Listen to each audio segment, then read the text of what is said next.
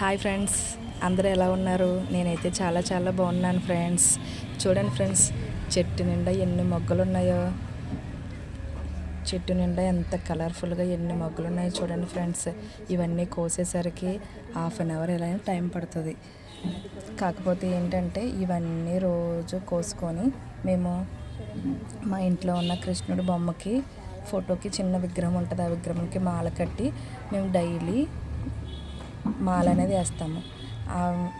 ఈ పువ్వులు మాల ఏ విధంగా కట్టి కృష్ణుడికి ఏ విధంగా మాల వేస్తాను అన్నది నేను నెక్స్ట్ వీడియోలో చెప్తాను మీకు. ఇదైతే చూడండి, చెట్టు నిండా ఎన్ని మొగ్గలు ఉన్నాయో.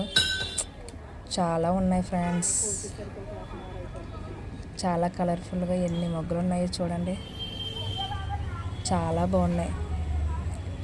నెక్స్ట్ వీడియోలో మాల ఏ విధంగా కట్టి బొమ్మకి ఏ విధంగా మాల వేస్తాను అన్నది మీకు నెక్స్ట్ వీడియోలో చెప్తాను. చూడండి ఎంత కలర్ఫుల్గా ఉన్నాయో.